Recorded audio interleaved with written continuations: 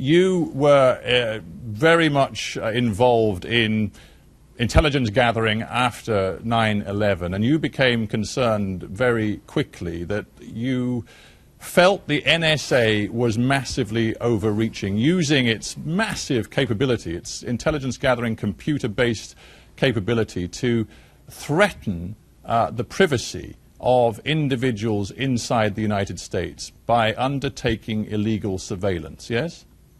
That is a case, unfortunately. To my shock and horror, I discovered that because of 9/11, the United States government at the very highest levels, up to and including the White House, chose to make a critical and far-reaching decision in the deepest of secrecy. That instead of following the law, which forbid the government from actually engaging in electronic surveillance without a warrant, other than certain circumstances in which it was called hot pursuit, they decided to bypass that very mechanism, a mechanism that was actually signed into law by President Carter in 1978, the Foreign Intelligence Surveillance Act, specifically to deal with significant and massive abuse of the United States government in violating the rights of U.S. citizens and those living in the United States in the 60s and 70s. And so a 23-year legal regime was actually thrown out the window. As I've said in other fora, not only did the wheels come off, we were in an entirely different vehicle. Do you see yourself now as a whistleblower?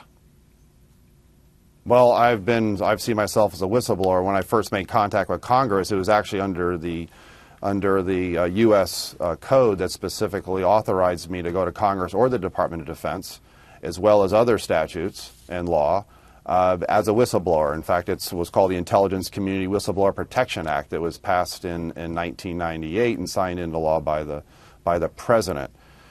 It's a very unprecedented period in our history where under this administration, the Obama administration, more people have been charged on the Espionage Act than all other presidents combined.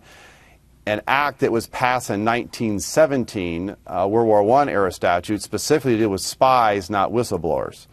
So it's now being used, very heavy-handed use, to go after those, particularly in the national security space, who the government, when they objects to them speaking truth to power. You don't really believe that, do you? You make it sound like Stalin's Russia in Obama's America. Well, if my case is any example at all, that's precisely what the government did. They criminalized my First Amendment activities. They criminalized the revelation of government activity that involves wrongdoing and illegality and fraud, waste, and abuse.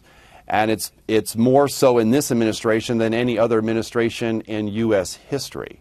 That should send a real message in terms of our own history as to what's going on. You have to remember, I flew during the latter years of the Cold War on RC-135s, and my country of interest was East Germany. I never imagined that many of the aspects of a secret surveillance state would actually begin to manifest themselves in my own country.